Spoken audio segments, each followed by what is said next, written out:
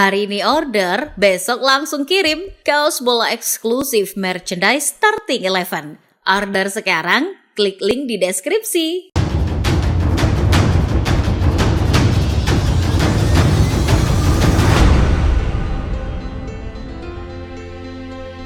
Dari kisah pengkhianatan Itachi kepada klan Uchiha, kita bisa belajar bahwa di balik sebuah pengkhianatan paling bersejarah di desa Konohagakure pun ternyata ada sisi alasan mulia. Itachi rela dianggap sebagai pengkhianat dan membunuh hampir seluruh kerabatnya demi masa depan desa yang lebih baik. Dan kisah yang dialami oleh Itachi pun kurang lebih sama dengan apa yang dialami Jorginho. Sebagai pemain Italia, namanya sama sekali tak ada Italia-Italianya. Itu karena ia memang bukan kelahiran Italia. Jorginho merupakan pria kelahiran Brasil. Mungkin bagi sebagian orang, Jorginho telah dianggap hina dan tak memiliki jiwa nasionalis karena mengkhianati Brasil. Tapi dari sudut pandang lain, ini adalah keputusan terbaik. Dengan meninggalkan Brasil, Jorginho telah berhasil mencapai mimpinya untuk sukses di dunia sepak bola. Lantas bagaimana perjalanan Jorginho meraih kesuksesan setelah meninggalkan Brasil? Pemain bernama lengkap Jorge Luis Frelo Filho lahir di daerah bernama Imbituba. Daerah tersebut dikenal sebagai kota pelabuhan dan pesisir di negara bagian Santa Catarina, Brasil Selatan. Jorginho dibesarkan di daerah yang begitu jauh dari pusat kota. Imbituba bahkan berjarak lebih dari 1.700 km dari ibu kota Brasil, Brasilia. Seperti anak muda Brasil pada umumnya, pria yang kerap disapa Jorginho itu menggemari sepak bola.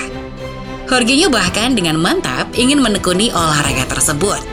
Dirinya bahkan konsisten untuk terus berpartisipasi dalam turnamen-turnamen lokal yang ada di Brasil. Namun dari turnamen itu, tak kunjung ada klub Brasil yang menawarinya kontrak. Bahkan sebatas kesempatan trial pun tak pernah datang untuknya.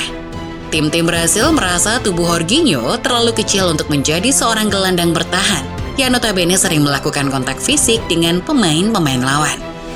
Jorginho justru mendapat tawaran dari seseorang yang mengaku sebagai agen pemain dari Italia. Agen itu bukan hanya memuji permainan Jorginho, dirinya juga menawarkan sang pemain untuk menimba ilmu di sekolah sepak bola yang jauh lebih baik dari yang ada di daerah tempat tinggalnya. Setelah 2 tahun menimba ilmu di sekolah sepak bola, Jorginho dinilai cukup baik untuk dibawa ke Italia. Dan akhirnya, Jorginho dan beberapa pemainnya diberangkatkan ke Italia. Kala itu, Jorginho yang masih berusia 15 tahun diberi kesempatan trial di salah satu klub Italia, Hellas Verona. Sebagai bocah yang tidak memiliki keluarga di Verona, Jorginho akhirnya hanya mendapat uang saku dari presiden klub Hellas Verona, yakni Riccardo Prisciantelli. Tidak banyak, hanya sekitar 20 euro per pekan. Dengan uang segitu, Jorginho hanya bisa mencukupi kebutuhan sehari-hari, seperti makan dan menelpon keluarga di Brasil. Dirinya tidak bisa pergi jalan-jalan atau mencari hiburan lain. Bahkan dirinya tak punya rumah di Verona. Menurut Gol, Jorginho dititipkan oleh Riccardo ke seorang pendeta lokal. Maka dari itu Jorginho hanya bisa menumpang tidur di biara. Jorginho hampir menyerah, tapi keluarga di Brasil menguatkannya. Setelah 3 tahun menimba ilmu di Hellas Verona, Jorginho dinilai layak untuk naik level ke tim senior. Dirinya mendapat kontrak profesional pertamanya pada tahun 2010. Kemampuan Jorginho dalam membaca permainan dan kerja kerasnya di lapangan diprediksi bakal berguna untuk Verona di kemudian hari. Namun mendapat kontrak tidak membuatnya langsung mencatatkan debut di skuad utama. Jorginho justru lebih dulu dipinjamkan ke klub kasta tertinggi Liga Italia, Samboni Facese. Di klub itulah Jorginho akhirnya mencatatkan debut di level senior. Dengan kualitas yang dimiliki, Jorginho langsung mendapat banyak kesempatan di skuad utama. Ia mencatatkan 31 penampilan dan mencatatkan 1 gol musim 2010-2011. Setelah penampilan yang menjanjikan di Serie C, Jorginho akhirnya dipulangkan ke Verona pada tahun 2011. Jorginho langsung menjadi pemain inti di skuad Verona. Puncak karirnya bersama Verona terjadi pada musim 2012-13. Kala itu, Jorginho jadi bagian penting Verona menembus kasta tertinggi Serie A. Dirinya tampil dalam 41 penampilan dan menyumbang 2 gol serta 2 assist di Serie B. Musim 2013-14 pun akhirnya jadi musim pertama Jorginho tampil di kasta tertinggi. Masih bersama Verona, Jorginho kembali tampil memuaskan.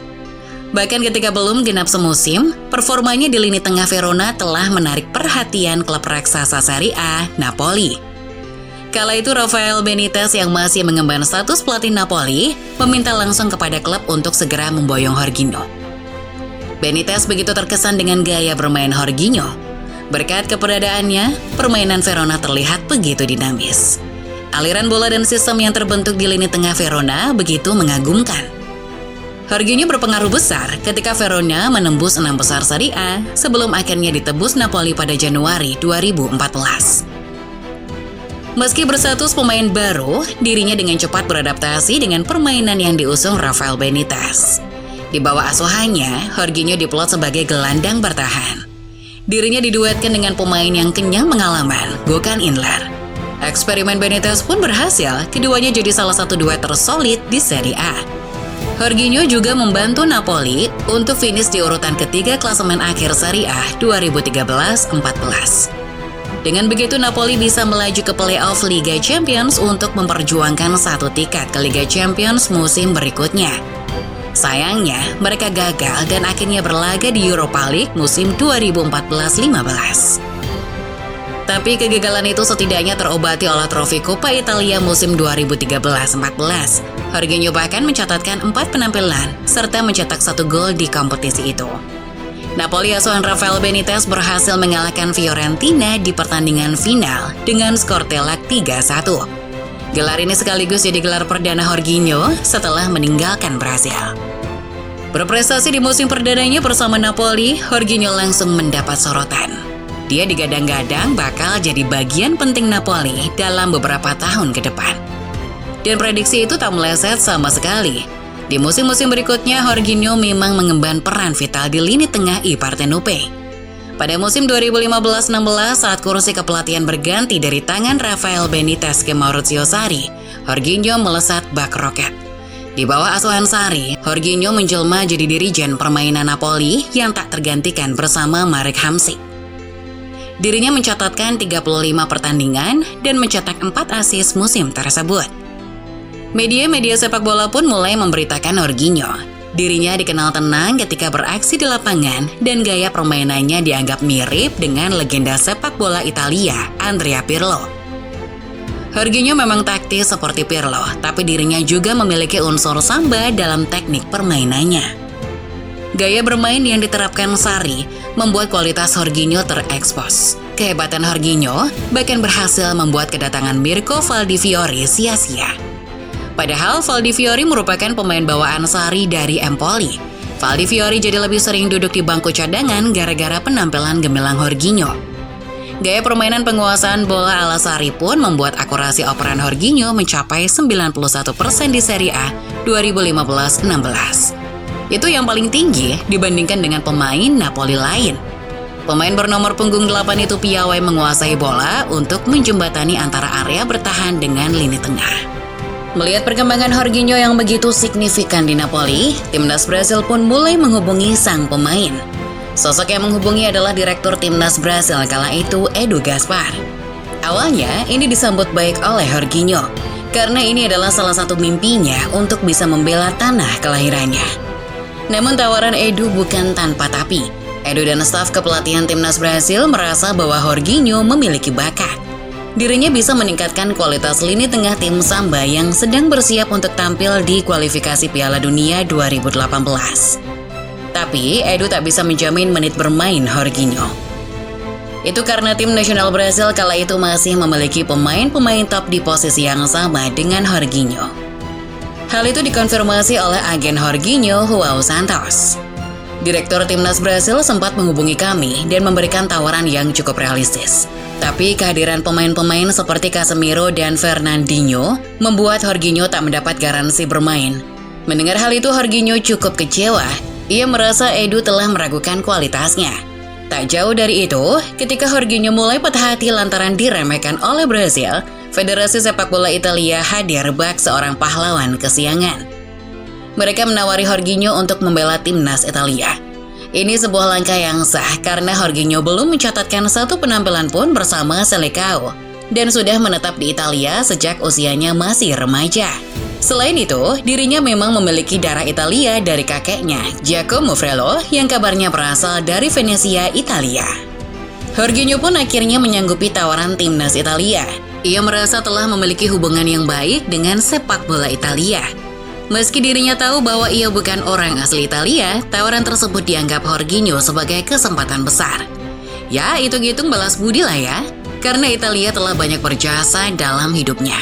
Orang-orang Italia selalu ada di setiap jenjang karir yang ia jalani.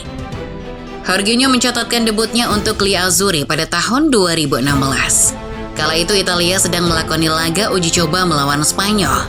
Di laga yang berakhir dengan skor 1-1 itu, Jorginho hanya tampil selama 1 menit sebagai pemain pengganti. Perlahan namun pasti, Jorginho mulai memantapkan namanya di skuad utama timnas Italia beberapa tahun kemudian. Dirinya mulai menjadi langganan timnas Italia di era Roberto Mancini pada tahun 2018.